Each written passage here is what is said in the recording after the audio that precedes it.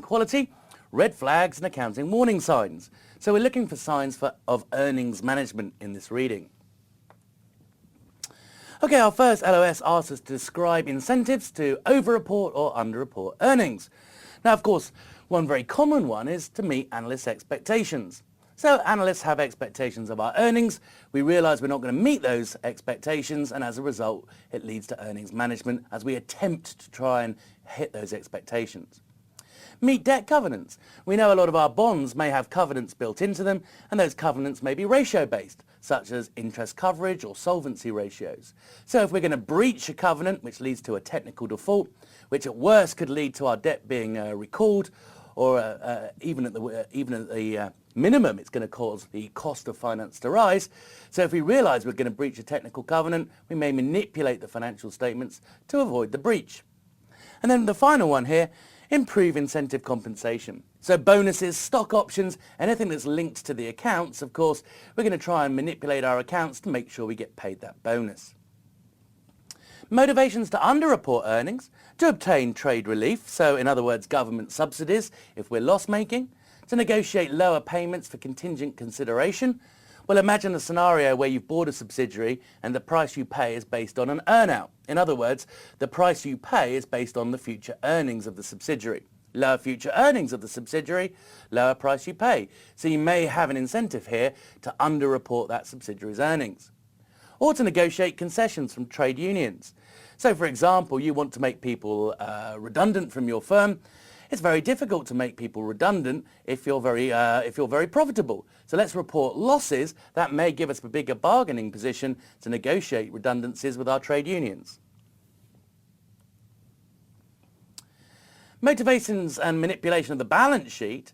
Well, of course, we're going to have motivations here to either overstate assets or understate liabilities. Why overstate our assets? Well, of course, and understate our liabilities to improve our leverage ratios. Maybe it's we're comparing assets to equity, or maybe we're looking at debt over equity, so to improve our solvency position, or to improve our liquidity ratios, things like the current ratio, the cash ratio, and the acid test ratio. Motivation to understate your assets. Well, of course, if you understate your assets, you're going to improve your return on assets. What's our return on assets? If you remember return on assets from earlier, net income over our total assets. Again, strictly speaking, it should be average total assets, but you understand. Asset turnover, of course, would be sales over assets. Okay, so maybe we want to improve those ratios.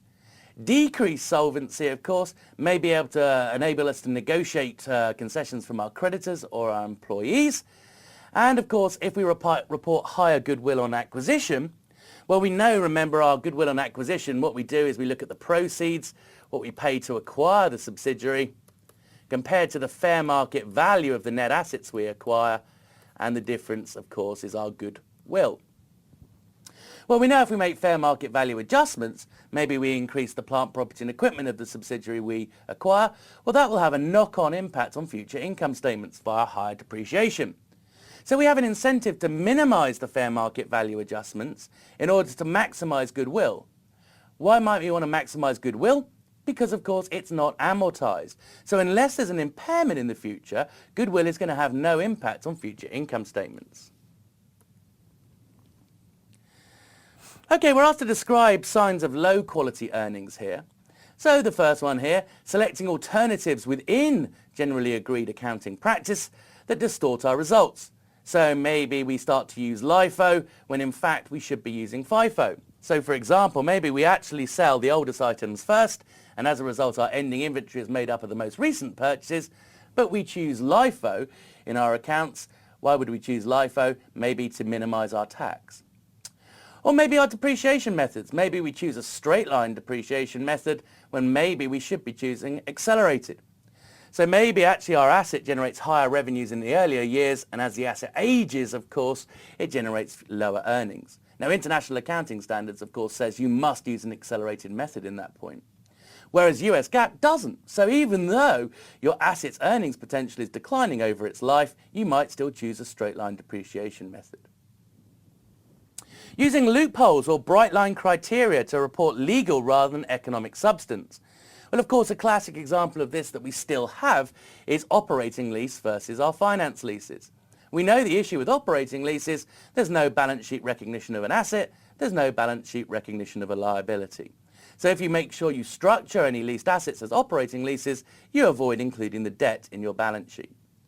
Bright line criteria in the past used to be as well the idea that you only had to consolidate if you had over 50% of the equity in a subsidiary. So what companies used to do is set up special purpose vehicles where they weren't the majority shareholder, and as a result they could equity account rather than do a full consolidation.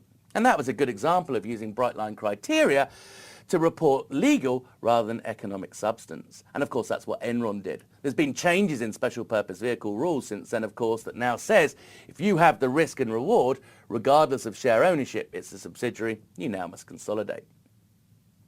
Using unrealistic or inappropriate accounting estimates and assumptions. So remember what we said, if we increase the economic life of our plant, property and equipment, we'll reduce the depreciation charge each year. So higher economic lives, higher salvage values, we're going to get lower depreciation going through our accounts and as a result higher earnings. Stretching an accounting rule to achieve a desired result. So for the example of our special purpose vehicles, in the past, even if you had the risk and reward of a special purpose vehicle, if you weren't the majority shareholder, you could get away with something called equity accounting.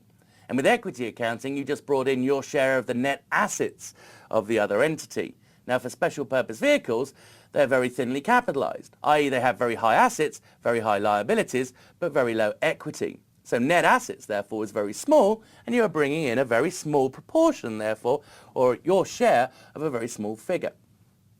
And then, of course, finally, fraudulent financial accounting, which, of course, means we've got zero quality of earnings. So, for example, the scenario of WorldCom, where they took a load of their operating expenses and capitalized them, keeping them out of the income statement and storing them in the balance sheet. Well, our next LOS, and isn't that pretty, asks us to describe the fraud triangle. So here's our fraud triangle. The idea is there are incentives or pressures on the management. There's opportunities to commit the fraud. And then finally, the management have the ability to rationalize their behavior. Nobody wants to think of themselves as a fraudster, so therefore they want to be able to rationalize it. Oh yeah, I did it, but I did it for the shareholders. I did it to protect the company, etc. Okay, so what we're now going to do is just run through each of those three elements and to look at the kind of items that could cause them to occur. So let's start off with our incentives and pressures to commit a fraud. So the first thing is to look at the economic, industry or entity operating conditions.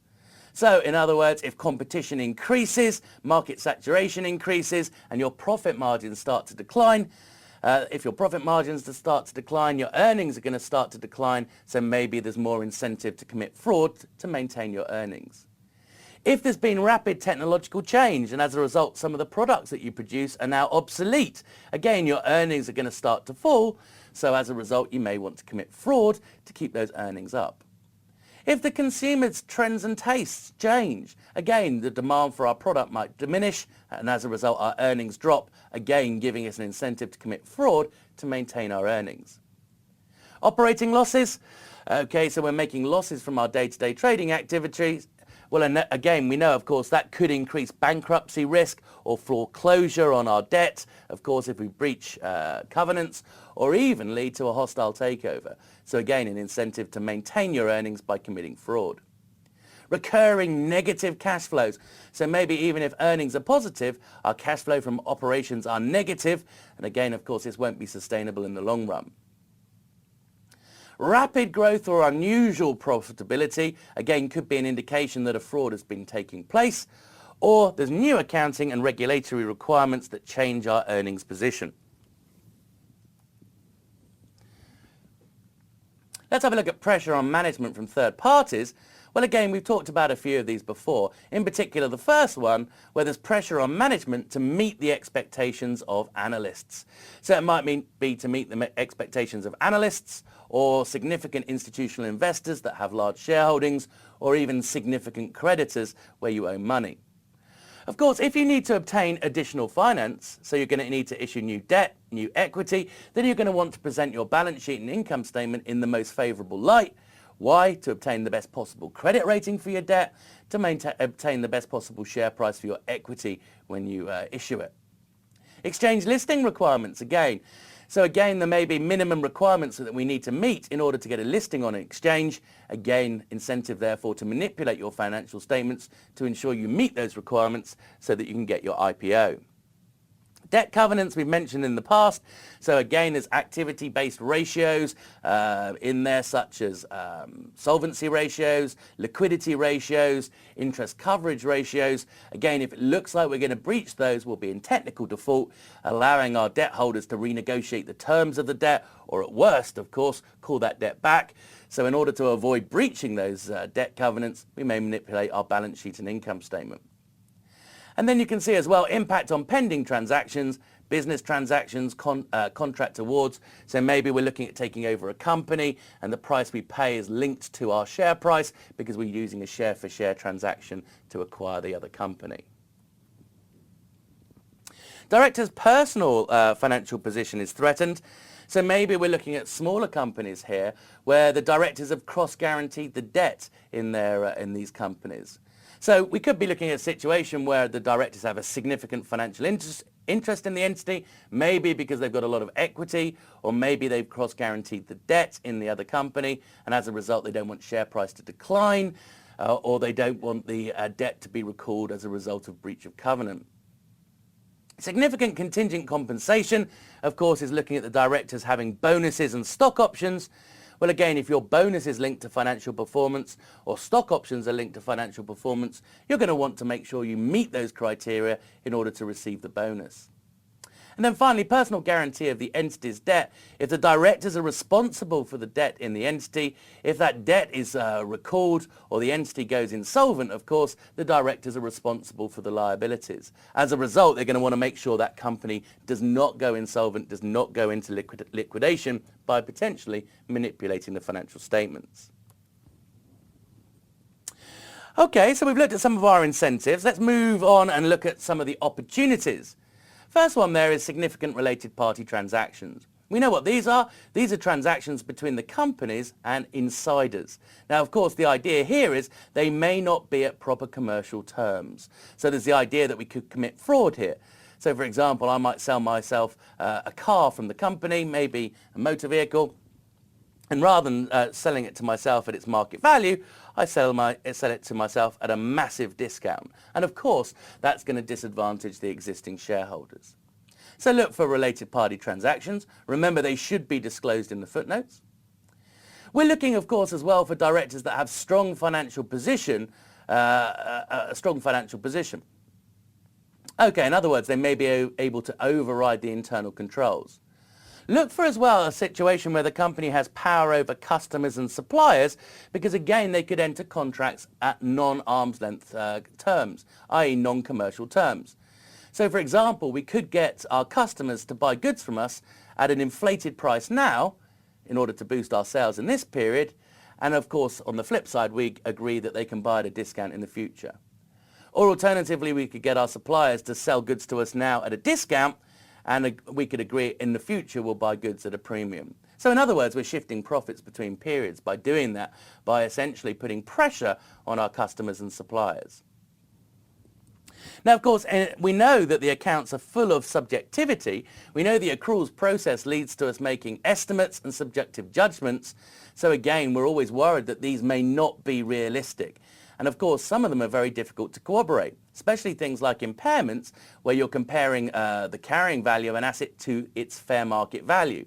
Well, that's easy, of course, if the asset's exchange traded, but if the asset isn't exchange traded, how do you actually achieve fair market value? How do you estimate the fair market value?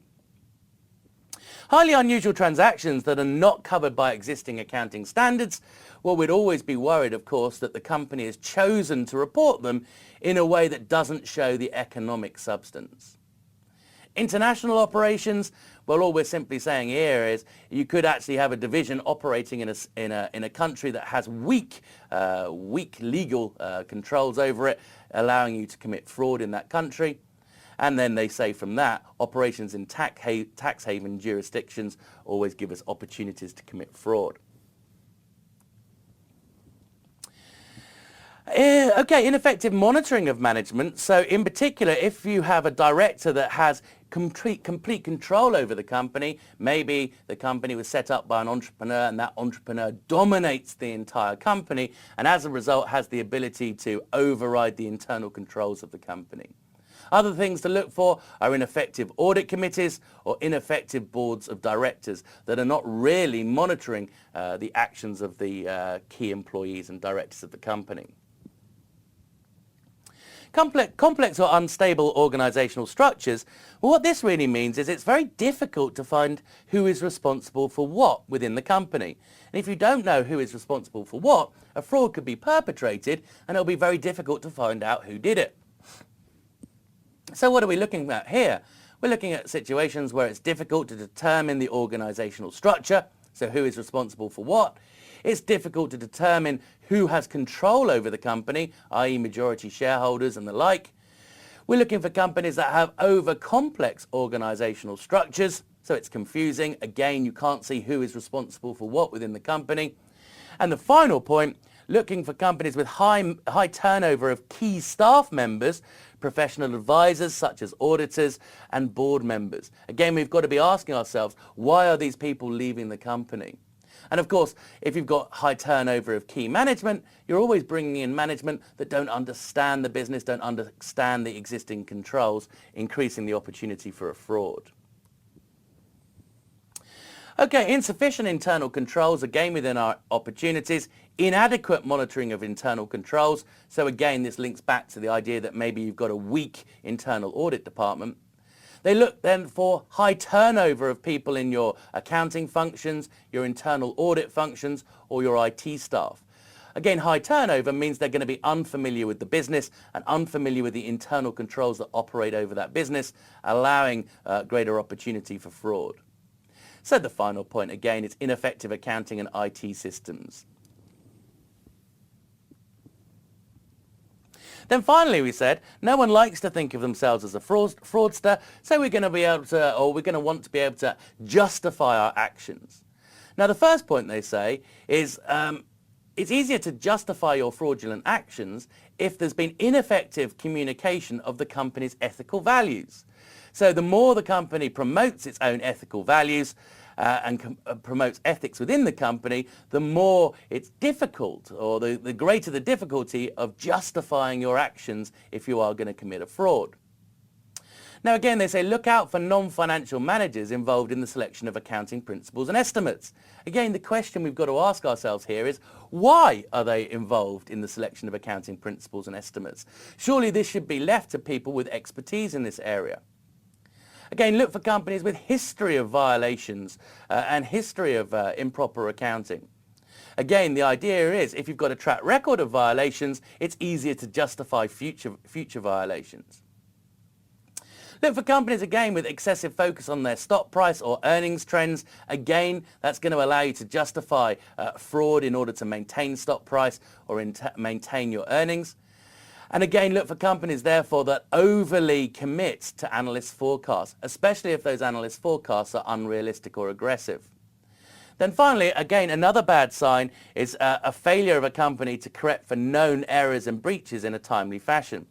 In other words, as soon as mistakes are found within a company, we'd like that company to be correcting them instantly because it shows that they have a very good ethical code within their company. If they don't correct them in a timely fashion, again, it shows you weak internal controls operating over the business and therefore the ability to rationalize a fraud if you commit one. Okay, again, more attitudes, justifications and rationalizations. Focus on tax reduction may enable us to justify essentially trying to manipulate our earnings down. Attempts to justify inappropriate accounting policy based on materiality. Now remember, in order for the auditors to sign off your accounts as being true and fair, all they're looking for is that you've applied the proper accounting, generally agreed accounting practices to material transactions. So that means essentially if a balance in the accounts was immaterial, i.e. not likely to affect the users of the accounts, you don't really have to apply the proper accounting standards. However, we believe this shows a weakness in the company's attitude. It's best if we apply the proper accounting policy to all transactions with the company, regardless of materiality. Now, another key thing to look for is strained relationships with your auditors. First one, turnover of auditors. If your auditors are suddenly resigning and new auditors are being appointed, you've got to ask yourself, why is this happening to the company? Are auditors resigning or being removed simply because they refuse to sign off on the accounts being true and fair? So look for disputes, disagreements with the auditors. Look for unreasonable demands on the auditors. In particular, time pressure, where the company is demanding that the audit is completed within a very small period of time. Well, again, the auditors should have sufficient time to form a rational opinion on whether the accounts are true and fair. Again, if the firm attempts to limit informational access or the auditor's scope to obtain information, again, well, hopefully the auditors would be actually saying we can't form an audit opinion, but again, it's a weakness in the company. Okay, now the SEC essentially has 4 categories based on their enforcement actions. So these enforcement actions are where the SEC have required companies, listed companies, to restate their accounts. And the LOS here says describe common warning signs and methods of detection. Now between 1997 and 2002, 515 different enforcement actions were issued by the SEC. So let's have a look at where some of those were. Some of the biggest number of enforcement actions, in fact 126 out of those, over those total of, how many did I say there were? 515, didn't I? 126 of them are due to improper revenue recognition, i.e. incorrectly stating sales. So recording sales that just didn't exist, using percentage of completion when you should have used completed contract, bill and hold strategies, etc. Second one, improper expense recognition, about 101 enforcement actions for that. So in other words, maybe capitalizing expenses that should have, or capitalizing costs that should have been expenses, should have been expensed, I should say. Improper accounting for business combinations. We know the issue here is our fair market value adjustments when we acquire a subsidiary. There were 23 enforcement actions there. And then finally, anything else really, other accounting and reporting issues. This totaled 130, and it includes items such as improperly recording related party transactions between the company and directors, etc. Okay, so that gives you an idea of where some of these enforcement actions were occurring. So our next LOS says describe the common warning signs. So this is what we should be looking at or looking for when we look at a firm's accounts. Bill and hold. So we're looking at aggressive revenue recognition first of all. Bill and hold just means invoicing a client, invoicing your customer for a sale even though you haven't shipped the goods. So in other words, if you invoice the customer, and you could potentially record the sale and record the accounts receivable even though the goods have yet to be shipped. Now we know that essentially that's recording a sale before the earnings activities have been complete. Now if you're a leaseor, i.e. a company that owns assets and leases them out, there are 2 major types of leaseor accounting, and that's sales type leases and direct financing lease. If you account for a lease as a sales type lease, it allows you to recognize more of the profit on the lease up front. So again, we'll be worried about companies that should be using direct financing lease methodology, using sales type lease methodology, and as a result accelerating revenue recognition. Recording revenue before earnings activities are complete. Again, remember, in order to record a sale, the 2 major criteria are earnings activity should be complete and we should have reasonable assurance of receipt from our customer. So in other words, and the first one is really that bill and hold again, recording a sale before the delivery of goods, and the other one, of course, recording a sale before you've completed the earnings activity, i.e. before you've met all contract terms. And the final one is using swaps and barter agreements to generate sales. Now our second point is the divergence of CFO and earnings. Now generally we like our earnings to be backed by cash. So the closer net income is to cash flow from operations, the stronger we feel their earnings quality is. In particular, the real worrying sign is if you spot earnings that are positive but cash flow from operations that is negative. In fact, what we would really like to be looking at is cash flow from operations divided by net income, and essentially if it's less than 1 or it's showing a declining trend, it's indicating that our earnings aren't being generated by cash items. Instead, we're manipulating the accruals process to generate earnings. And the significance of using the accruals process to generate earnings is accruals automatically reverse. So any earnings you generate by using the accruals process now will come at the expense of lower earnings in the future. Now again, growth of earnings or growth of sales out of line with your competitors. Again, that would lead us to question the quality of earnings. Evidence suggests it's very difficult to exceed median earnings in the long run. So in other words, if you looked at the company and it had revenue that was growing faster than competitors, but you couldn't spot how it had a competitive advantage, you might want to question the quality of those earnings. Now, a good thing to look for is accounts receivable growing faster than sales. It could therefore indicate that they're recording non-existent sales. As long as you maintain your double entry, i.e. you go credit sale, debit accounts receivable, the accounts are still going to balance even if the sale never took place. So if you notice accounts receivable growing faster than revenues, it could be the indication of non-existent sales being recorded. Growth of inventory out of line with peers or stock holdings days increasing. Now, of course, this could indicate inventory management problems, i.e. you're stockpiling, or the big one, it could indicate obsolete inventory where the company has not written it down. Remember, we're meant to record inventory at the lower of cost and net realizable value. So if inventory levels are increasing out of line with your competitors, it could indicate that there are write-downs that haven't been recorded in the accounts. Now again as well, we've got a motivation sometimes to overstate ending inventory, because if we overstate ending inventory, we reduce our cost of goods sold. And if we reduce our cost of goods sold, we maximize our earnings. And if we maximize our earnings, of course, it could therefore affect our share price. So in other words, you might see a company with a motivation to overstate its ending inventory. Classification of non-recurring or non-operating items as revenue. Well, again, maybe we've got a load of investment returns, interest, dividends, realized gains and losses, and rather than treating them as non-operating items, non-operating income, we put them through our sales line in our accounts to mask a decline in our revenues.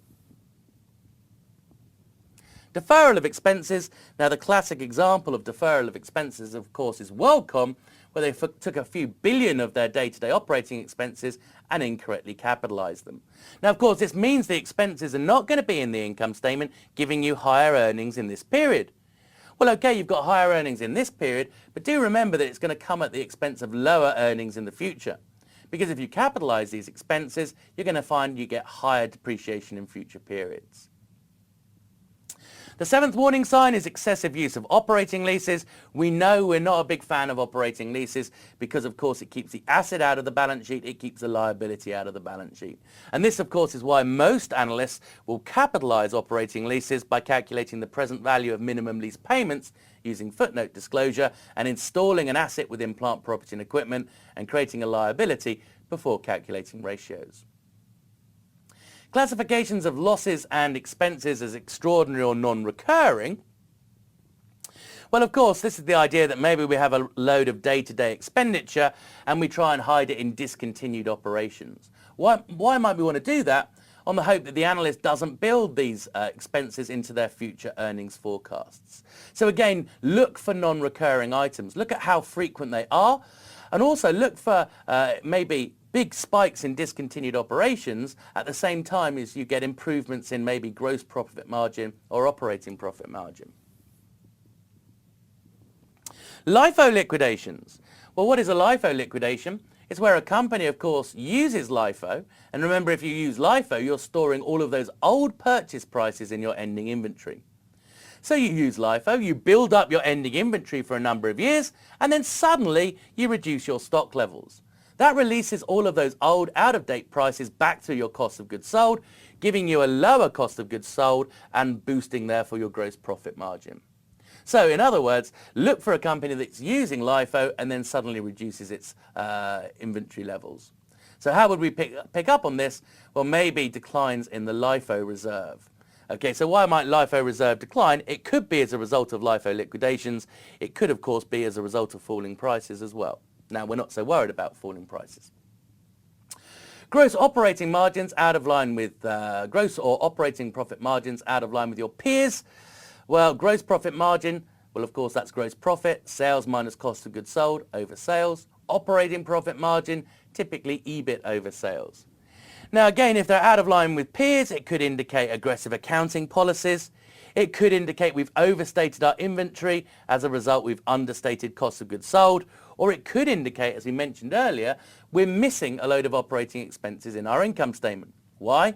Well, maybe they've been incorrectly capitalized and stored in the balance sheet.